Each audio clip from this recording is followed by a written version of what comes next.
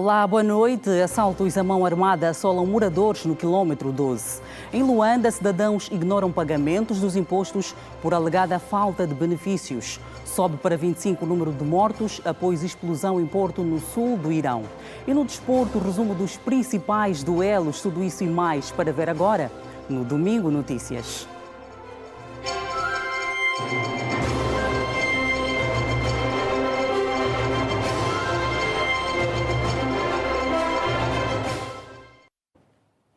Uma vez mais, boa noite. O Presidente da República, João Lourenço, chega amanhã à cidade do Cairo para uma visita oficial de 2 dias que começa na terça-feira, 29 de abril.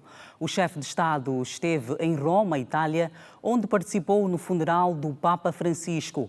A visita do Presidente João Lourenço à República Árabe do Egito corresponde a um convite do Presidente Abdel Assisi, com quem vai reunir-se na manhã de terça-feira, antes de testemunharem juntos a assinatura de acordos de cooperação bilateral em diversos campos.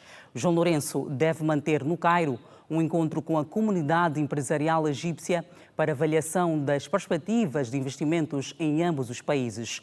Em março passado, o Presidente da República esteve na capital egípcia a representar a União Africana, que preside numa cimeira da Liga Árabe consagrada à reconstituição de Gaza. Os moradores do bairro Quilômetro 12 do município de Viana estão preocupados com o aumento de assaltos à mão armada. Eles contam que só neste mês foram um total de 25 assaltos na zona. A população clama por mais policiamento. Porque não estamos a conseguir viver assim.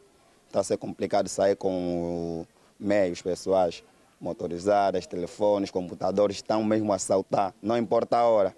Muitos assaltos, meu filho, às 18h30, foi assaltado com policiais junto à cabina de energia. E antes de ontem, meu cunhado com a esposa e outros vizinhos foram assaltados aqui em frente ao colégio Equique. Até a minha cunhada trouxe o braço, outra vizinha também trouxe o braço. E até agora não está conseguindo vender, está com trauma.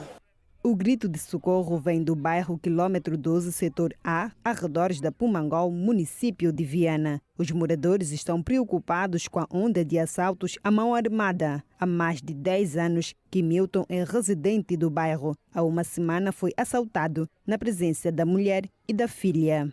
E esses assaltos estão demais, eu fui vítima. Inclusive, gerou trauma na minha filha durante uma semana. A minha esposa perdeu o telefone, foram 2 armas mesmo, novas, e levaram muita coisa, telefone, mochila, confundiram a minha mochila com o computador. Depois de 3 dias foi o meu vizinho de porta a porta que foi vítima, levaram-lhe também tudo, e assim estamos a colher mais informações no bairro, porque a essa altura já se somam mais de 25 assaltos. O maior medo é esse, que um dia entram nas nossas casas. Os moradores estão com receio e garantem que existem 3 pontos críticos na zona: o triângulo do Colégio Equique, Rua da Mavida e a curva do Tio Mingo, para quem pega a estrada principal. Normalmente, a partir das 4 até às 6 pontos. Então, aqui onde nós estamos é um ponto crítico, porque eles ficam escondidos. E está sendo muito complicado. Se eu dizer que a polícia não gira cá, gira cá. Só que o problema é que a polícia aqui está mais preocupada em correr atrás dos motoqueiros que vendem água, atrás do garimpo, tá vendo? Porque a polícia aqui só gira de manhã até às 17 horas, de noite aqui já não gira a polícia, é complicado. Hilário Sozinho afirma que a falta de iluminação e o pouco policiamento têm contribuído para o aumento da criminalidade. Eu moro aqui neste bairro há mais de... Estou aqui desde 2007. Na verdade, quando eu cheguei aqui, nesse bairro, o bairro ainda tinha sossego. O sossego continuava até nos anos 2018, 2019. Então, de lá para cá, começaram a se desencadear esse processo, esse índice de delinquência. Pronto, a escuridão também é um fato. É um fato. A falta do policiamento também é um outro fato. Agora, antes esses problemas não existiam, porque nós temos algumas esquadras móveis. Para reduzir o índice de assalto na região, os moradores apelam que se coloque uma esquadra móvel. Mas o que nós gostaríamos é o seguinte, como nós temos a 14 aqui, não sei se há dificuldade de transporte, e a 48, que fizessem ronda pela manhã, que é a hora que os trabalhadores estão a sair, a polícia esteja mesmo 5 e pouco no terreno a fazer circulação. Isso vai afugentar os bandidos de maneira a acharem que o terreno não está fértil. De dia tudo está bem, mas de facto quando chega uma hora noturna, a partir das 18 horas, nós já não estamos a conseguir circular à vontade. E para que vejam se nos montem uma esquadra mais móvel para poder acalmar esse vandalismo que cá se encontra dentro do nosso bairro. Um homem de 21 anos, de nacionalidade brasileira, foi detido pelo Serviço de Investigação Criminal no Aeroporto Internacional 4 de Fevereiro. A detenção ocorreu após ter sido detectado que o jovem transportava droga do tipo cocaína no próprio estômago e no fundo de uma mala de viagem. Foi apresentado este sábado um cidadão estrangeiro de nacionalidade brasileira de 21 anos, detido no Aeroporto Internacional 4 de Fevereiro, em Luanda, depois de ter sido detectado a transportar droga do tipo cocaína dissimulada no estômago e num fundo falso de uma mala de viagem. A informação foi avançada pelo Serviço de Investigação Criminal. A detenção ocorreu no momento do desembarque de passageiros do voo da Companhia Aérea de Bandeira Nacional TAG Angola Airlines, que escalou o território nacional no dia 21 de abril, tanto por volta das 5 horas e 30 minutos, tanto as primeiras horas do dia. E como ele tinha naturalmente sinais para aquilo que são as nossas características de uma mula, foi devidamente acompanhado e submetido depois ao BAD scanner, foi detectado que tinha objetos estranhos no estômago. É assim que o SIC tanto fez a separação deste passageiro e depois de uma verificação mais forte, em sede também de interrogatório, permitiu conhecer a existência desta ingestão da droga do tipo cocaína. O total de 40 cápsulas, tanto sendo 39 que vieram no estômago, a outra via retal, e pesadas essas cápsulas de um total de 755 gramas. Estamos a falar de quase 1 quilo de droga que estava a ser transportada no estômago. A detenção do cidadão brasileiro ocorreu no passado dia 21 e a droga levou 4 dias para ser expelida do corpo do jovem em causa. Este indivíduo, primeiro, tinha uma cápsula maior que foi ingeridas ou excretadas num processo de 4 dias, num período de 4 dias, já depois do seu internamento numa unidade hospitalar na cidade de Luanda. Como sabe, dado mesmo a perigosidade que está submetido este indivíduo, ou seja, está sujeito quando alguém ingere esse tipo de droga, foi preciso mesmo termos esse acompanhamento médico, primeiro aqui salvaguardar a vida humana e depois, naturalmente, todo o resto pode se processar. Era mesmo no sentido de ser acompanhado para qualquer alteração clínica ter tanto auxílio médico. E através de processos próprios, ele foi excretando diariamente 4 a 5 cápsulas até que terminou no período de 4 dias. Segundo o Serviço de Investigação Criminal, a droga ora apreendida tinha como destino Luanda e o jovem era apenas uma mula, ou seja, alguém que é pago para transportar droga, uma ação que pode levar à morte. Estamos a falar de a ingestão via oral de cápsulas de droga do tipo cocaína e que qualquer uma dessas cápsulas tiver uma pequena ruptura pode causar imediatamente uma overdose, tanto em menos de 30 segundos ou em até 5 segundos pode tanto conhecer a morte. Recordo que a detenção ocorreu no aeroporto 4 de Fevereiro e foi uma ação conjunta entre a Polícia Nacional, a AGT e o Serviço de Migração e Estrangeiros. O sistema tributário angolano tem mais de 15 impostos e é dever de todo cidadão cumprir com pelo menos 5. Apesar de saberem da importância dos impostos, em Luanda poucos cumprem com estas obrigações, com argumentos de que não vislumbram benefícios. O sistema tributário angolano é composto por pelo menos 15 impostos, mas qualquer cidadão deve pagar pelo menos 5, nomeadamente o Imposto sobre Rendimento do Trabalho, IRT, sobre Valor Acrescentado, IVA, Segurança Social, no caso de ter um veículo, o Imposto sobre Veículos Motorizado e o Imposto Predial Urbano. Mas, em Luanda, muitos cidadãos não cumprem com estas obrigações. Sim, pago o imposto, sim, pago. Quantos paga? Mais ou menos, o que eu pago mais ou menos na via pública, no meu serviço, é quando eu for multado, sou obrigatoriamente a pagar esse imposto. Que tipo de imposto é esse? Esse aqui posso enquadrar no IVM. Há quem limita-se a pagar apenas o imposto que lhe permite exercer a sua atividade. Para os taxistas, o imposto que a gente paga é a licença para atividade de táxi. E segurança social, não paga isso? Segurança social não, porque até agora ainda há esse debate sobre a questão da inserção dos taxistas à Caixa de Segurança Social.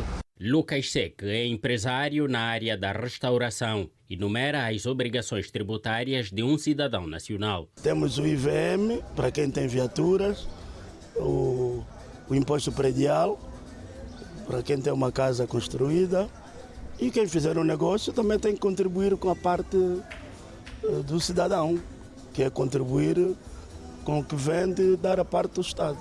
Com os recursos arrecadados por via da tributação, o Estado consegue financiar-se e promover bens e serviços públicos, tais como a educação, saúde, transporte e segurança pública. A rede Girassol, cidadãos dizem ter conhecimento disto, mas desvalorizam os impostos com argumentos de que não vislumbram, em alguns casos, tais benefícios. Infelizmente não vejo benefício. Gostaria que apelar no Estado para que eles tivessem um impacto relevante, porque a sociedade está a pagar. Também esse serviço também merecia uma boa participação. Temos dificuldade das estradas. Não temos paragens fixas e uma vez que o taxista paga imposto, então o Estado poderia velar mais sobre essas situações. No caso concreto do imposto predial urbano, Lucas Seque pede mais atenção na catalogação dos imóveis. Eu tenho casa no Camama que até agora não tenho direito de superfície e não sei como irei pagar um imposto predial, por exemplo. O Estado também peca em alguma coisa. Devia catalogar as residências, né? Se for o caso de pagar o imposto predial, qualquer coisa assim, tem que estar legalizado. O empresário espera mais por parte do Estado na melhoria dos serviços. O benefício é quase invisível. O que é que a gente vê nisso? É contribuir a nossa parte, não é? Esperar que o Estado faça a parte dele, que é o melhoramento das vias, né? Melhorar a questão da saúde, e isso nós vamos desfrutar com o nosso dinheiro que a gente investe. O déficit de instituições especializadas para formar quadros no ramo dos recursos minerais em Angola é apontado por especialistas como obstáculo para o crescimento robusto do setor. Eles defendem a necessidade de se aumentar indústrias transformadoras para a promoção do emprego. O setor mineiro encara-se com o déficit de capacitação. Especialistas defendem a criação de mais instituições especializadas para que técnicos possam responder aos desafios do setor. É o que defende Janira Barbosa, administradora da Agência Nacional de Recursos Minerais. Nós temos déficit de capacitação, de formação. Nós temos que ter mais instituições especializadas, seja de técnico-profissionais, não só universidades, mas formações técnico-profissionais, no ramo das geociências, nos ramos das engenharias de minas, nos ramos de todas aquelas atividades que complementam a formação de um técnico, para que ele consiga dar resposta às demandas do setor. Para Janira Barbosa, que falava à imprensa à margem da feira das celebrações do Dia do Mineiro, o aumento de indústrias vai permitir mais emprego e diminuir a exportação dos serviços de transformação. A refinação do ouro não se faz cá. O ferro, quando é explorado, tem que ser exportado. A rocha ornamental, quando é quando é produzida aqui também tem que ser exportada. Então, se a gente criar as indústrias transformadoras aqui em Angola, como é um projeto mesmo do Mirempet, nós vamos conseguir gerar mais emprego, porque vamos ter mais postos de trabalho para serem preenchidos nas indústrias novas. Makenda Ambroise, quadro do setor com mais de 50 anos de experiência, além de instituições para capacitar jovens aspirantes do setor mineiro, aponta também a necessidade de se criar um centro de emprego para acolher jovens formados. Muita gente diz que Angola é rica, não pode dizer que Angola é rica, é potencialmente rica, uma vez que temos muito trabalho a fazer de prospecção. Daí que a formação não pode parar, é aí o capital humano. Agora, sentimos o problema de criação de centro de emprego. O emprego é o fundamental para nós, porque temos muitos jovens formados, com 5, 3 anos, ainda à espera de emprego. É uma situação bastante triste que temos que alterar. Daí que um quadro novo, jovem, não deve se limitar a pensar só naquilo que deve vir. Deve pegar naquilo que já tem na mão, começar a marcar o primeiro passo. Apesar disso, o ex-diretor-geral e atual consultor do Ministro dos Recursos Minerais, Petróleo e Gás diz que o setor já registrou grandes avanços. O setor evoluiu muito e ainda temos muito trabalho a fazer. Daí que hoje em dia você ouve falar de minerais críticos. Crítico para quem? Crítico para aquele que não tem, ou que tem, mas não quer reservar e buscar do outro.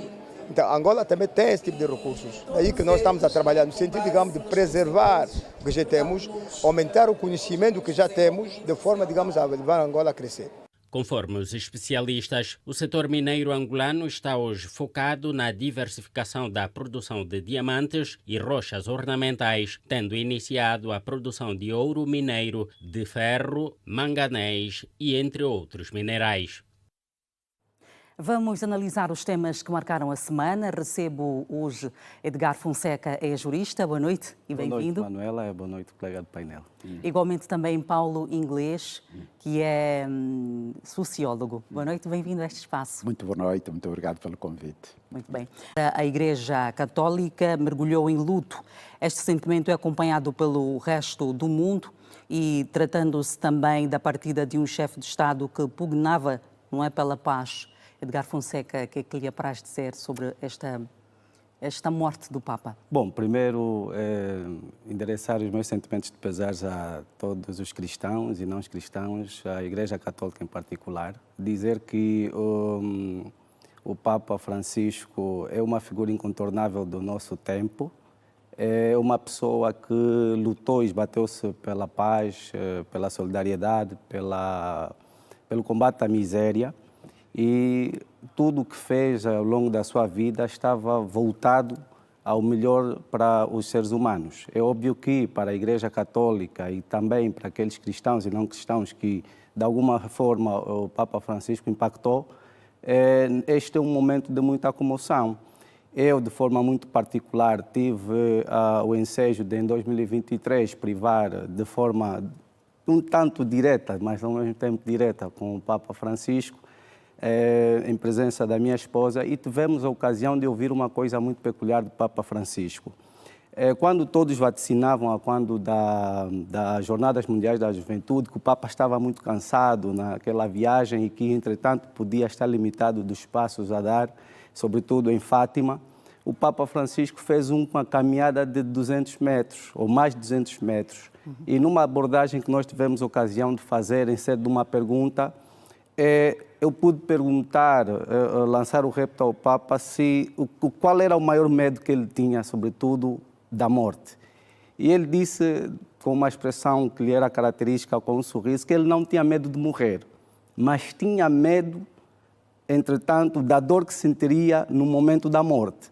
Por essa razão, o mundo assistiu um Papa que, até os últimos momentos, mesmo sabendo no fundo e profundo inatímico do seu ser que ia morrer, o Papa, em 2 ocasiões, apareceu em público. Tivemos o Papa no Domingo de Ramos, vergado a dor, vergado a alguma quebra de esperança de que podia continuar, mas ainda assim estava com força e tinha força porque queria muito chegar até a Páscoa. E no dia de Páscoa, no Domingo de Páscoa, nós vimos um Papa muito fragilizado, ainda assim com muita dor, com muito cansaço, com aquele ar já muito desgastado, ainda assim se fez presente para passar uma mensagem ao povo cristão e para passar uma mensagem ao mundo, que a esperança é mesmo a última a morrer. Até o último momento da sua vida, o Papa ainda tinha a esperança de voltar à vida e voltar a reanimar-se e reerguer-se, sobretudo demonstrando aos povos que andam em guerra, como é o caso da Ucrânia e o caso da Israel, que devem parar com a guerra. Por quê? Porque há um momento na vida que é de introspeção, e esse momento é o momento da morte. A guerra não leva a lado nenhum. Vamos procurar a felicidade, por essa razão é que vergou-se aquilo que é o critério de Francisco de Assis, que lutava pela felicidade dos povos. É isso que o Papa fez até o seu último dia. Então, é render uma homenagem ao Papa Francisco e vergar, sobretudo, todos os dias as nossas orações para que, de facto, seja recebido em comunhão com Cristo e com Deus. Muito bem. E, apesar de ainda não se ter aqui uma data marcada, já fica as expectativas, não só para os fiéis da Igreja Católica, mas em todo o mundo, sobre quem será o próximo Papa. E aqui está os 5 continentes, África, Ásia, Europa, América, enfim. Paulo Inglês, como é que olha para esta expectativa à volta do próximo Papa? Há uma grande expectativa, de facto, porque Francisco marcou especialmente o seu pontificado, porque foi um Papa que se aproximou muito às pessoas, aos pobres, aos imigrantes, aos prisioneiros, por exemplo, em Roma, e não é em vão que ele próprio pediu que fosse enterrado nesta igreja de Santa Maria Maior, que fica, de facto, fora dos muros do Vaticano, não é? Fica num bairro, em Roma. É praticamente o 7º Papa, ou 8º, a ser enterrado nesta uma igreja simples, não é? Muito conhecida, uma das maiores igrejas dedicada a Santa Maria, a Virgem Maria, e ele pediu que fosse enterrado aí. Então, é um Papa simples.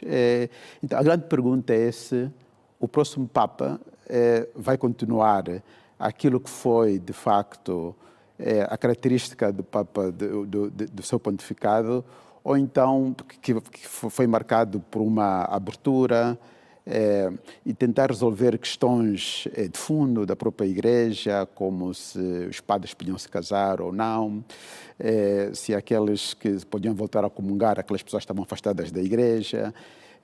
Teve uma postura em relação, por exemplo, aos homossexuais não tão rígida, pelo menos no estilo, e a pergunta é se todos estes temas que caracterizaram um pouco a sua maneira de se apresentar teriam continuidade com o novo Papa, ou então se voltaria, digamos, mais para a doutrina, etc. Então, há algumas pessoas que assistiram a este sepultamento de Papa nesta basílica podem interpretar como uma ruptura daquilo que tem sido com a Cúria, no caso, com a Cúria romana?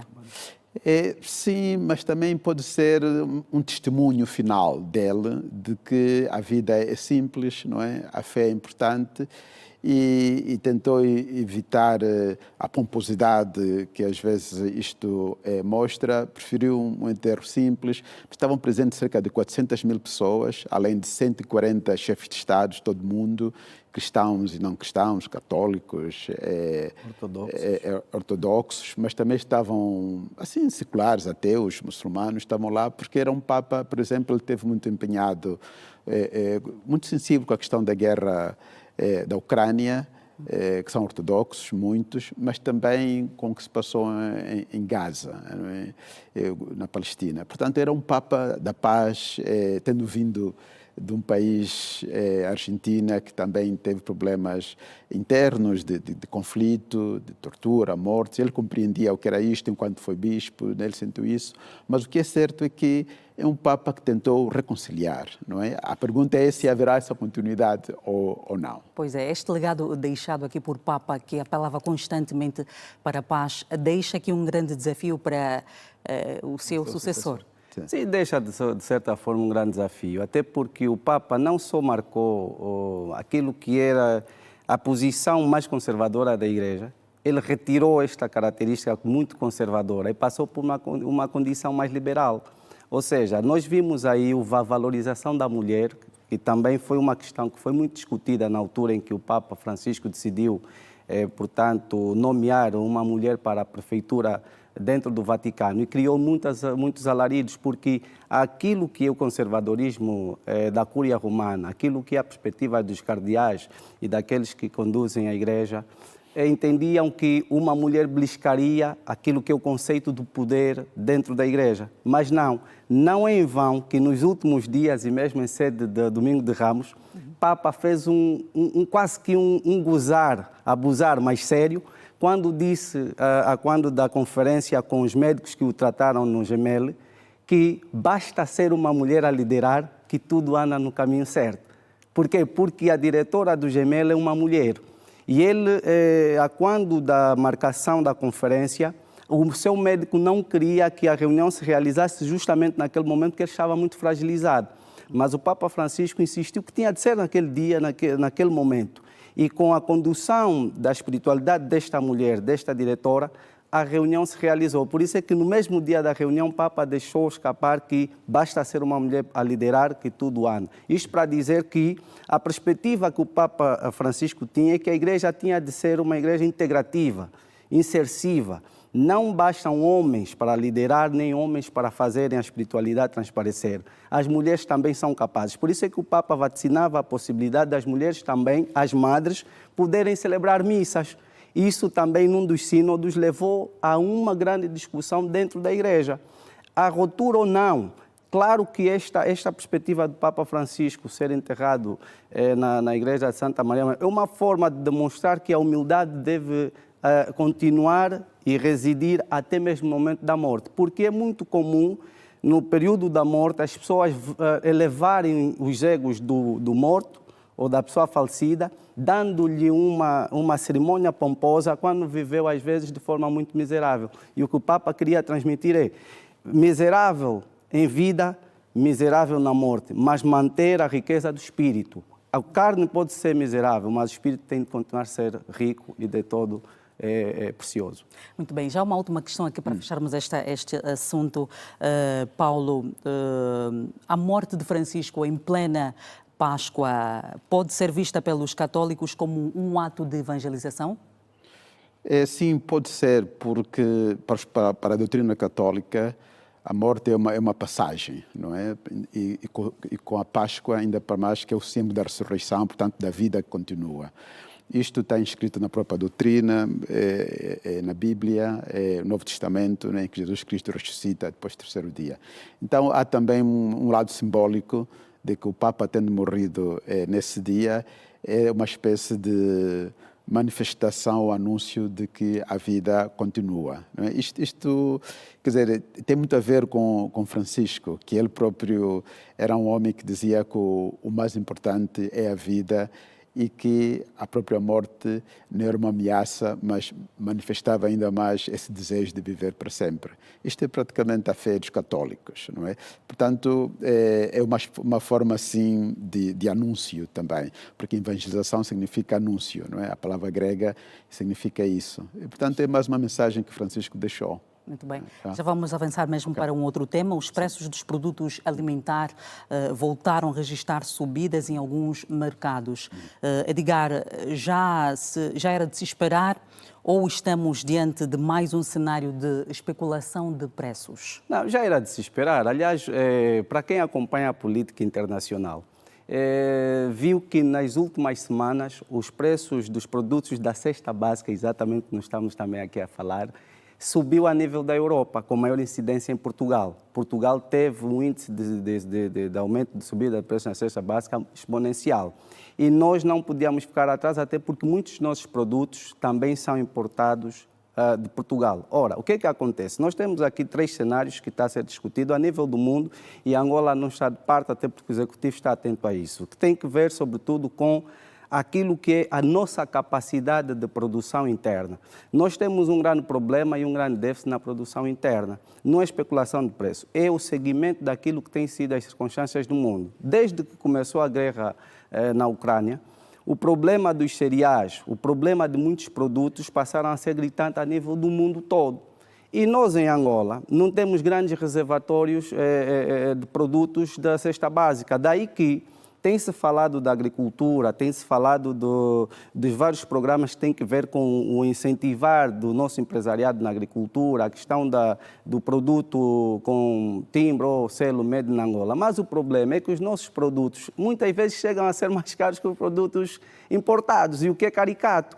Mas é tão caricato quanto paradoxal e ainda assim aceitável. Por quê? Porque uma matéria-prima é importada de forma muito cara. É óbvio que os produtores internos, os produtores nacionais, quando levam a cabo o seu trabalho, têm em conta todas as variantes, desde os insumos, desde a matéria e equipamentos comprados.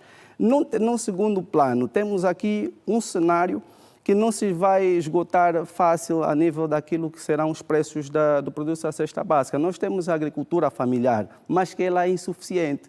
A agricultura familiar, no sentido real da palavra, em tempos idos, era a que mais, portanto, fomentava um equilíbrio entre o mercado informal e o mercado formal. Basta ver que, exatamente para terminar, basta ver que a nível do mercado informal, o preço da cesta básica aumentou a 33%. Num terceiro plano, já o mercado formal aumentou a 21%. É porque a balança entre o produtor nacional e aquilo que é importado não está, de facto, a ser equilibrada.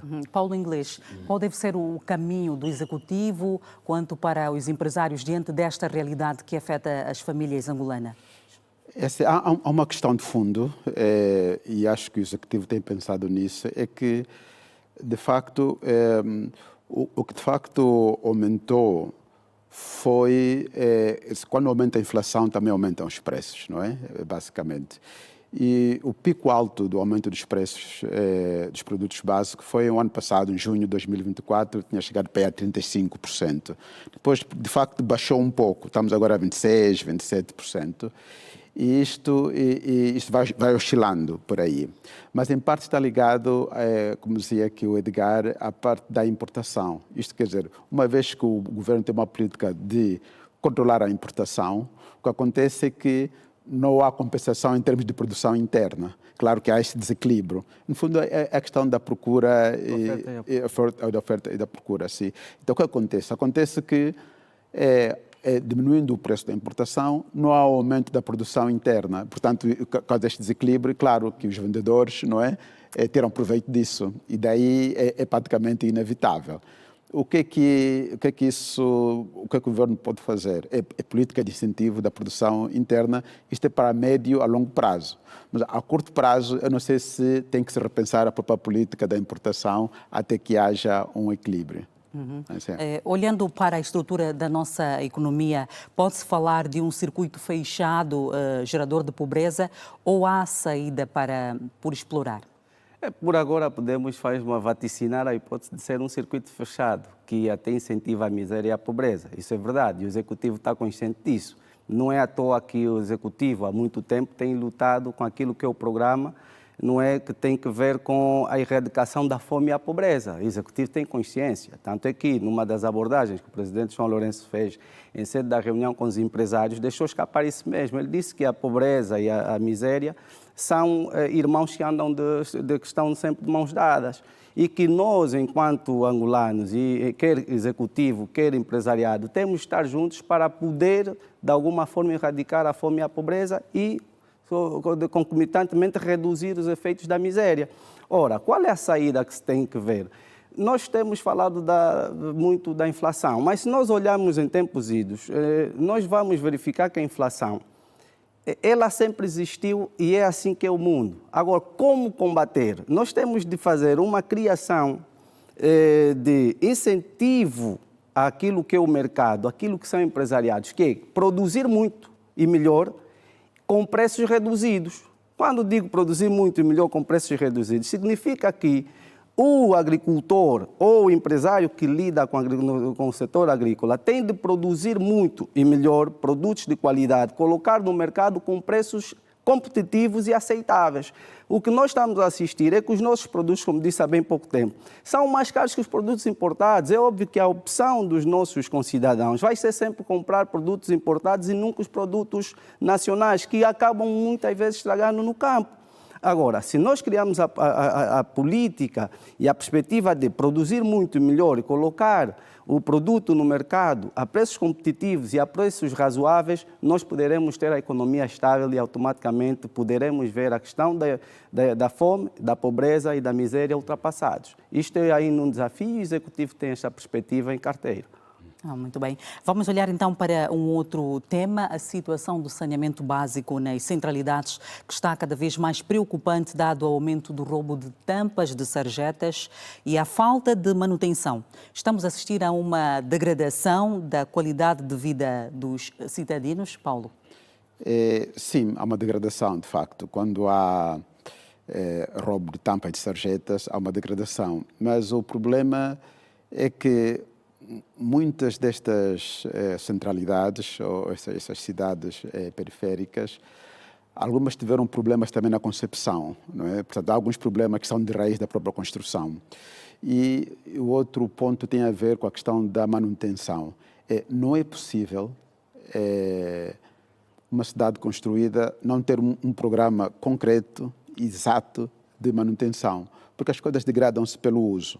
Se a partir na sua construção já houve falhas, quer dos próprios materiais usados, quer também, às vezes, alguns casos de uma espécie de sobrelotação, e não havendo manutenção, a probabilidade de se estragarem é alta, não é? E depois, também tem a ver com o uso, porque é curioso que em algumas centralidades, por exemplo, no interior, houve um trabalho, até feito por sociólogos, etc., desta espécie de imigração, das pessoas que saíram das zonas rurais ou das zonas periféricas sem saneamento e foram para as zonas com saneamento, nova construção. Foi preciso um trabalho de integração, não é? Foi uma espécie de imigração interna. Foi preciso um trabalho de integração, do uso, de acompanhamento, Mas há aqui etc. também duas situações, Paulo. Sim. As tampas que são roubadas, mas também as sarjetas que ficam entupidas e quase que não há... Sim. Mas isto é porque não há serviço, não é? Não há serviço de... Antigamente, quando éramos mais novos, havia a Câmara Municipal, não é? A Câmara Municipal que passava com os caminhões. Quando não há isto, tem que ser uma coisa integrada, percebe? Não pode ser que a gente construiu e depois fica... Não, tem que ser, quer dizer, quando é construído, já é pensado. Isto tem X tempo de duração. E a manutenção tem que ser feita de cada X tempo. Não havendo isto, é impossível não degradar-se, é inevitável não degradar-se. Este é o grande desafio, porque o grande desafio não é construir, o grande desafio é como manter aquilo. Porque uma construção é como um serviço, é como um novo aeroporto. No novo aeroporto a gente vê, está bonito, luzidio, tudo bonito. Como é que vai ser daqui a 1 ano, 2? Não é? Portanto, o segredo está, de facto, na manutenção. Não é? Porque pensar o projeto a longo prazo. A longo prazo. Este é o segredo. Por quê? Porque há casas que foram construídas no tempo colonial, estão em pé, não é? Porque primeiro o material foi bem escolhido e depois também foi construído, essas casas foram construídas pensando isso para durar 40, 50, 60, 70 anos, não é? Algumas começaram a degradar-se justamente por falta de manutenção, não é? Depois há muitos elementos, por exemplo, o microclima do sítio onde se constrói, que tipo de material é que se usa, por exemplo, que tipo de tinta, as pinturas, etc. A salubridade do solo, como é que isto afeta, por exemplo, a tubagem. Tudo isto é pensado na hora de construção. Quando não é pensado, claro que depois tem que ir atrás do prejuízo, que é pior, porque acaba por ser mais caro. É porque muita gente, já há gente, quase sarpenos que viviam no Kazenga, Rangel, saíram de lá, foram, por exemplo, ao Klamba, já dizem, pô, sabe, no nosso tempo, pelo menos, controlávamos a situação, mas aqui, às vezes, ficam sem água, depois são roubadas as tampas das sarjetas, depois é um cheiro, etc. Tem que lidar com aquilo. É manutenção.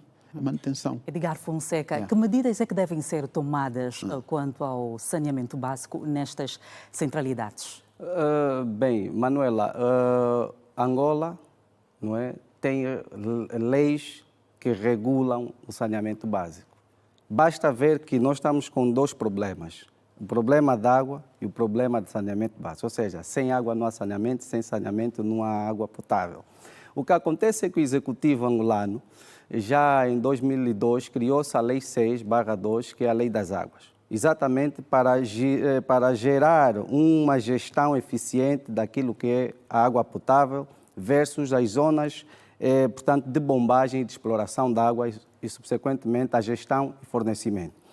Nós vimos depois, com o Decreto Presidencial 83/14, foi criada a lei que aprova o fornecimento e gestão da água de forma eficiente e, consequentemente, a gestão dos resíduos sólidos. O que nós estamos a assistir em sede das centralidades é a questão da gestão ou falta de gestão dos resíduos sólidos. O que acontece, como disse o Paulo, há um problema de consciência e de educação. Nós não temos uma população com educação de saneamento, educação residual. Nós temos um povo que tem problemas de educação cívica e educação saneamento. Por quê? Porque uma centralidade não é só regida ou gerida pela administração, é gerida por todos os condôminos. O que nós assistimos nas centralidades no país, em particular nas centralidades em Luanda, é que a população ou os habitantes delegam e deixam a gestão pura e simplesmente da administração. Aí é que está o erro, porque quem produz lixo não é a administração, são os condôminos, são os moradores. São os moradores que têm de criar condições eficientes, objetivas, para poder gerir o lixo. Tenho estado muitas vezes a gritar, a olhar para um critério bem objetivo, bem angolano, o Lubango.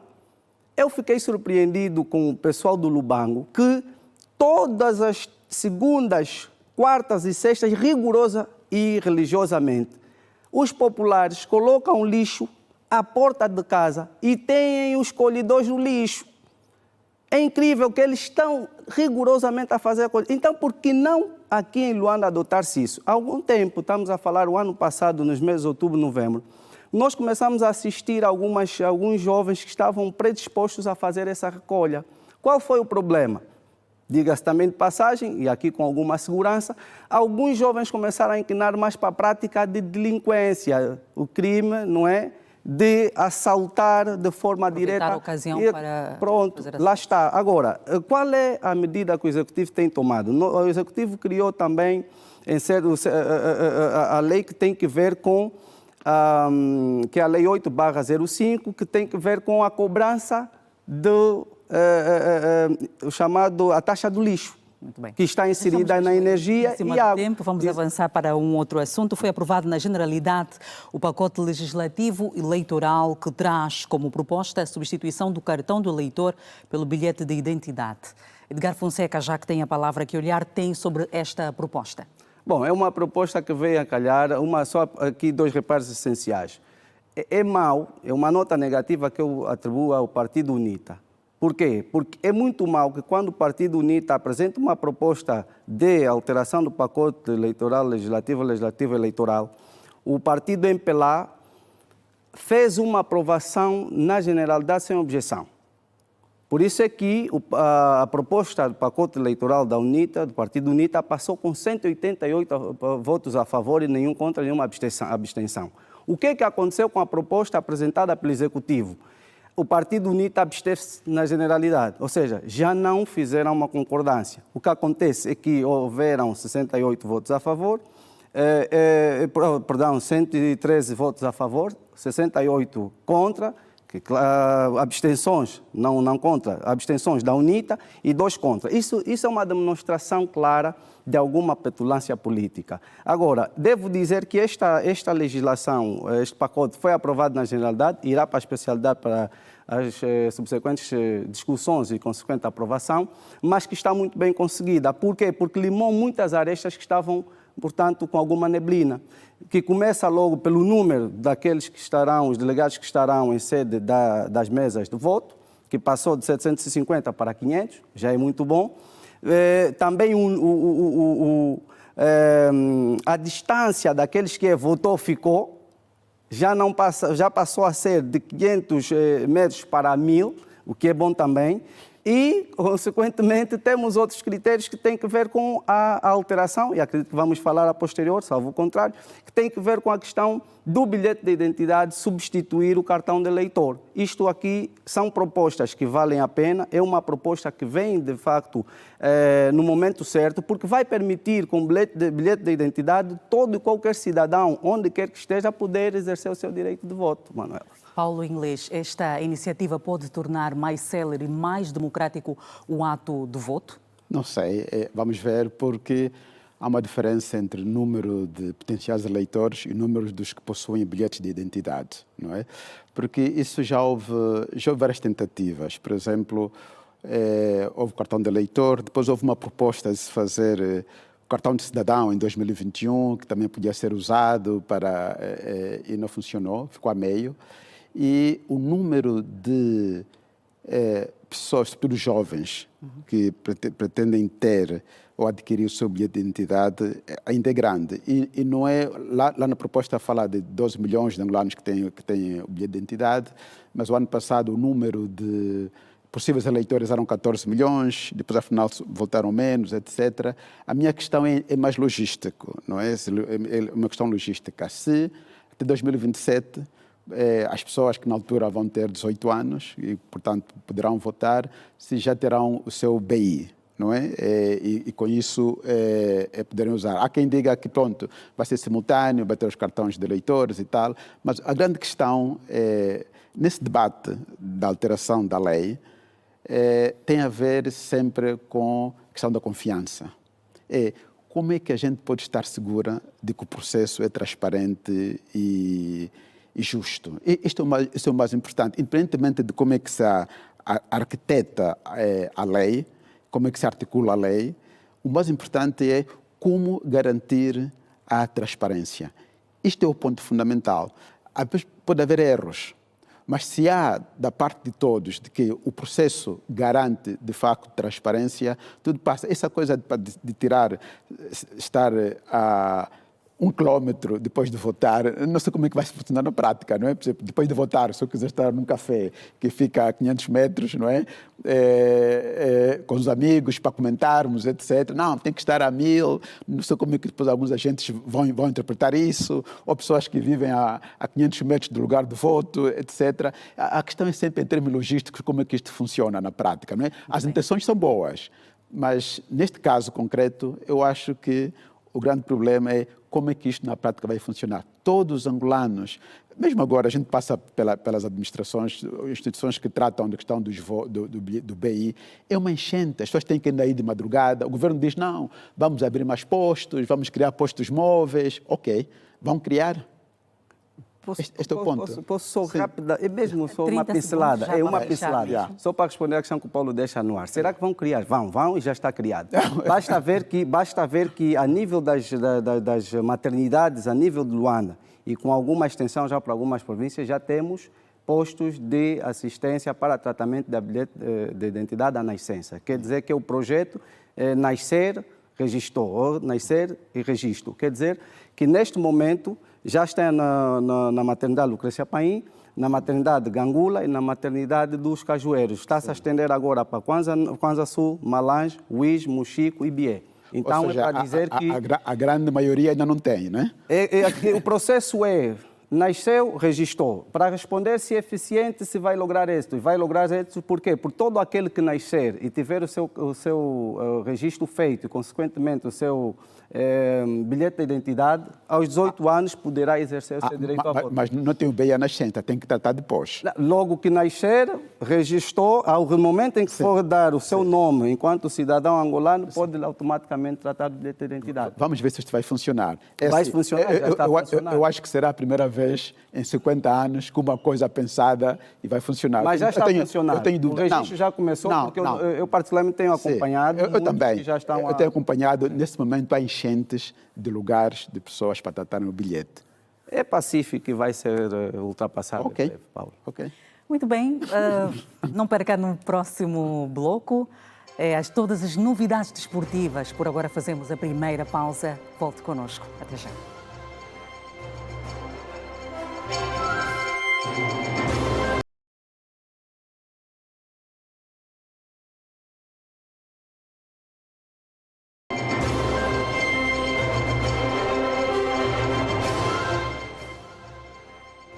Estamos de volta. O Interclube empatou na tarde de hoje com o Ilhéte de Benguela e complicou a pretensão dos benguelenses de encostarem ao Petro de Luanda na classificação, ao passo que no Zaire o São Salvador venceu o 1º de agosto por 1-0.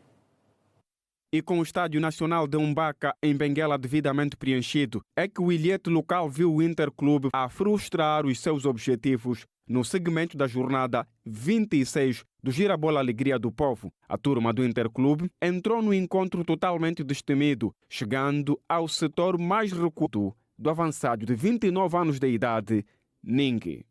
Quando tudo indicava que o Ilhéte conseguiria os 3 pontos, surgiu o jovem polícia, Beni, a dizer: vamos ficar com cada um ponto, ao apontar o tento da igualdade. Com o resultado de 1-1, o Ilhéte de Benguela continua na segunda posição, com agora 56 pontos, ao passo que o Interclube é o 8º colocado com 36 pontos. A prova continua sob liderança do Petro de Luanda com 59 pontos, quando faltam 4 jornadas para o fim do Girabola edição 2024-2025. A Seleção Nacional Sénior Feminina de Futsal enfrenta nesta segunda-feira a seleção marroquina às 20 horas. O duelo será referente aos 8º de final do CAN da modalidade que decorre no Reino de Marrocos. Depois do bom desempenho na fase de grupos, em que as comandadas de Nandinho Rosário terminaram na primeira posição do grupo B com 6 pontos, fruto de 2 vitórias, a seleção volta à quadra nesta segunda-feira para um dos testes mais difíceis do combinado nacional nesta primeira participação num CAN de futsal. O duelo antevê-se bastante difícil para as representantes angolanas, pelo facto da adversária, o Marrocos, jogar em casa e diante dos seus adeptos. Angola precisa vencer para continuar a escrever com tinta de ouro esta primeira participação na principal montra do futsal feminino africano. Angola chegou aos 8º de final da prova, fruto de 2 vitórias bem conseguidas. A primeira, diante da Guiné por 5-2, no primeiro duelo das Nossas Senhoras na prova. O segundo triunfo foi sobre a sua congênere do Egito por 3-1, terminando na primeira posição do grupo B com 6 pontos. A adversária desta segunda-feira, o Marrocos, também vitória na Supertaça.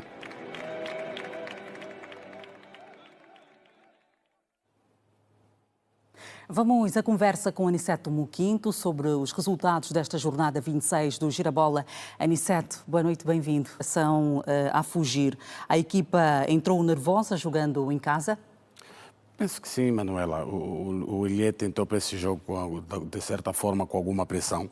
Depois de, no jogo passado, não ter conseguido vencer naquele empate com o Recreativo do Libolo, onde perdeu algum espaço para o Petro de Luanda, volta a empatar num jogo em que, em antemão, já sabia o resultado do Petro de Luanda. Era importante vencer para encurtar a diferença pontual, mas aqui também, antes de desmerecer este Ilhéte, que, no meu entender, vai perdendo algum gás, mas é preciso também dar mérito à equipa do Interclube, que está fazendo uma excelente segunda volta, sobretudo com a entrada de Roque Sapini.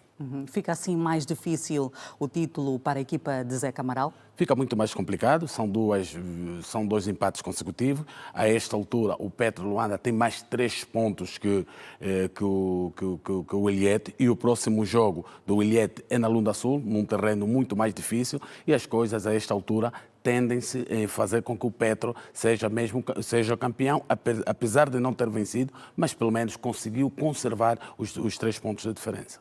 E no Zaire, no estádio Álvaro Buta, o São Salvador de Flávio Amado venceu por 1-0 o 1º de agosto. Os militares dão menos gosto até a reta final do campeonato? É isso? É, um 1º de agosto que não consegue se reencontrar, até com adversários teoricamente ao seu nível não consegue vencer. Julgávamos nós que a jogar no Álvaro Buta, sem os adeptos ruidosos daquela equipa do São Salvador, fosse possível a equipa militar somar 3 pontos. Não conseguiu, foi derrotado. Aqui, mérito para a equipa treinada por Flávio Amado, que está a fazer o seu campeonato depois de garantir a manutenção. Agora, olhares para a Europa, não é, fora de Angola, como é que olha para este duelo de ontem à noite entre o Barcelona e o Real Madrid? É o clássico dos clássicos, aquele que parou todo mundo. É verdade que em momento algum tínhamos alguma dúvida daquilo que a vitória do Barcelona. Precisamos olhar no percurso deste ano, nesta época desportiva, onde o Barcelona a todos os níveis tem se suplantado a este Real Madrid. Foi assim que goleou a nível do próprio campeonato, na primeira volta, por 4-0. Depois, no jogo da Supertaça, voltou a vencer por 5-2. Recentemente, aliás, agora há esta vitória, claramente, que vem coroar o bom momento que a equipa de Alain Flick está a atravessar a nível da própria Europa. Agora, o Real Madrid, este sim tem que se rever.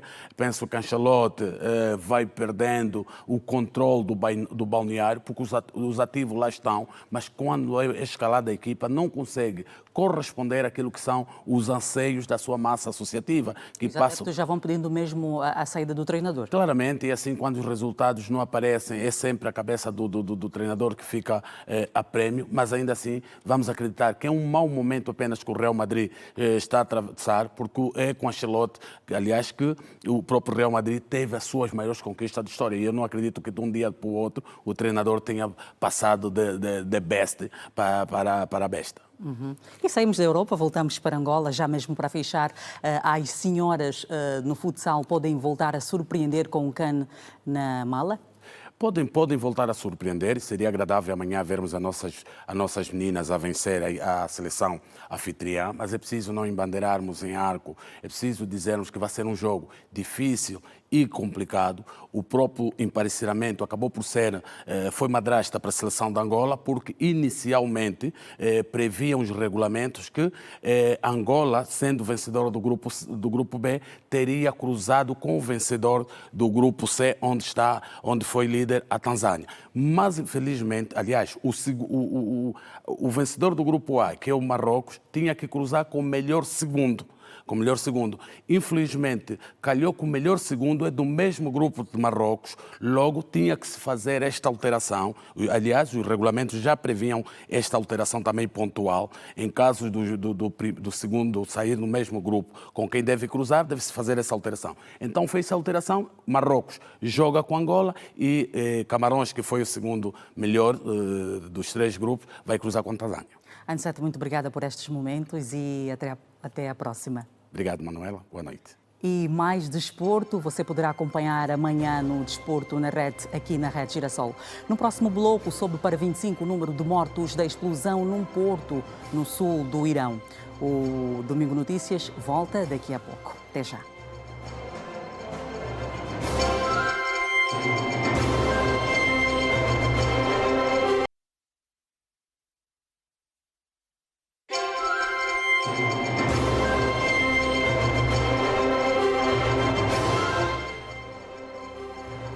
Estamos de volta. Uma delegação do MPLA, chefiada pela secretária do Bureau Político para o Departamento de Política de Quadros, Ângela Bragança, em representação da vice-presidente do partido, participou na Páscoa Promaica, realizada no bairro Benfica, em Luanda. Durante a missa pascal, Ângela Bragança destacou o contributo do Papa Francisco na valorização da mulher em vários setores.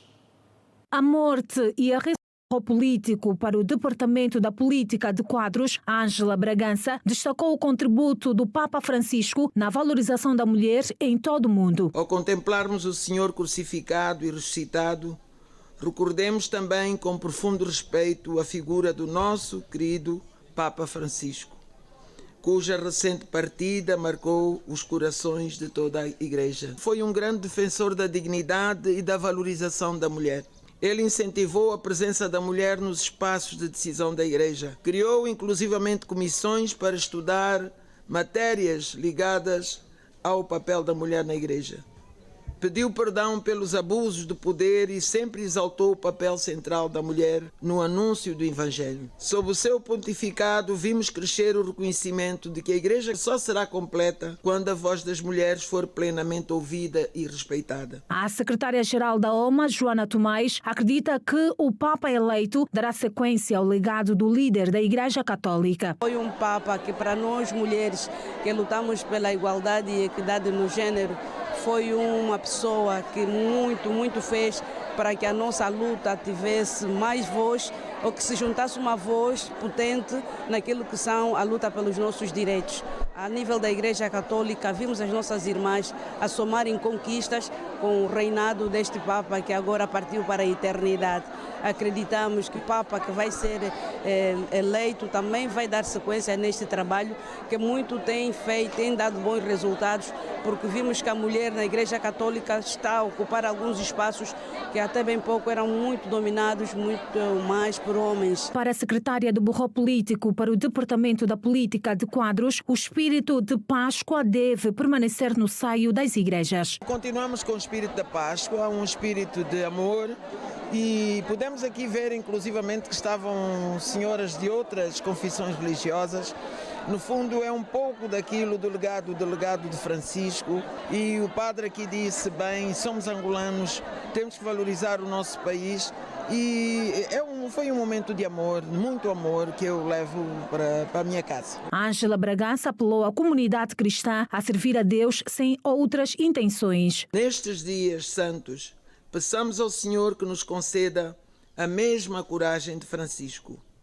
Coragem para servir, sem buscar honras, sem buscar benefícios, e para falar em nome dos que não têm voz, e para construir comunidades onde toda a mulher seja valorizada, protegida e inspirada a assumir o seu papel de liderança no reino de Deus. Aliás, é este o lema da Promaica. Nossa missão é promover a mulher, mostrando caminhos, apoiando como podem ter, para que a mulher e com ela a família toda sejam capazes de autossustentar-se. A Promaica, Promoção da Mulher Angolana na Igreja Católica, nasceu na Diocese de Benguela em 1990 por iniciativa e inspiração do então bispo daquela diocese, Dom Oscar Lino Lopes Fernandes Braga. O número de pessoas mortas por causa da explosão num porto do sul do Irão aumentou para 25, além de outras 800 que ficaram feridas, de acordo com a atualização mais recente feita pelas autoridades do país. O assunto está no topo da atualidade internacional.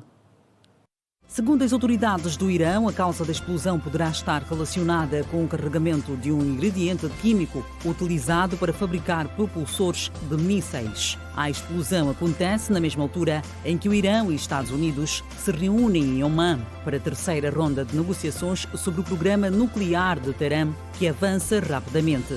Ninguém no Irão sugeriu abertamente que a explosão tenha sido provocada por um ataque, mas o ministro dos Negócios Estrangeiros iraniano, Abbas Araghchi, que liderou as conversações, admitiu que os serviços de segurança estão em alerta máximo, tendo em conta casos anteriores de tentativa de sabotagem e operações de assassinato destinadas a provocar uma resposta legítima. A televisão estatal informou que o incêndio estava sob controlo e seria totalmente extinto ainda neste domingo, adiantando que as atividades no porto foram retomadas e mostrando imagens de contentores e de um navio comercial a serem descarregados. A empresa de segurança privada Ambrey afirmou que o porto recebeu combustível químico para mísseis em março e admitiu que o incêndio possa ter sido resultado de um manuseamento incorreto de um carregamento de combustível sólido destinado a ser utilizado em mísseis balísticos iranianos. O Ministério da Saúde do Uganda declarou o fim do surto de ébola. O anúncio surge após 42 dias sem nenhum caso da doença. Na fase do surto foram notificados 14 casos, 12 confirmados e 2 não confirmados por testes laboratoriais. Ocorreram 4 mortes, 2 confirmadas e 2 prováveis, e 10 pessoas se recuperaram da infecção, segundo dados da Organização Mundial da Saúde. O surto foi confirmado na capital de Uganda, Kampala, após a morte de um enfermeiro. Foi a 9ª vez que o Uganda detectou casos de ébola. A maioria dos surtos foi rapidamente controlado. As infecções por ébola são frequentes no Uganda, que tem muitas florestas tropicais que são reservatórios naturais do vírus. O primeiro surto de ébola no Uganda foi declarado em 2000. A epidemia mais mortal do ébola matou mais de 11.300 pessoas na África Ocidental entre 2013 a 2016. Nos Estados Unidos, mais de 100 imigrantes legais foram detidos numa discoteca clandestina na madrugada deste domingo no estado de Colorado, durante uma operação do Serviço de Imigração e Alfândega. Na discoteca, segundo a polícia local, estariam cerca de 200 pessoas e a operação contou com mais de 300 agentes. A casa noturna era um centro de tráfico de droga e prostituição. Pelo menos 9 pessoas morreram e várias outras ficaram feridas na sequência do atropelamento no festival Lapu Lapu, dado contra uma multidão.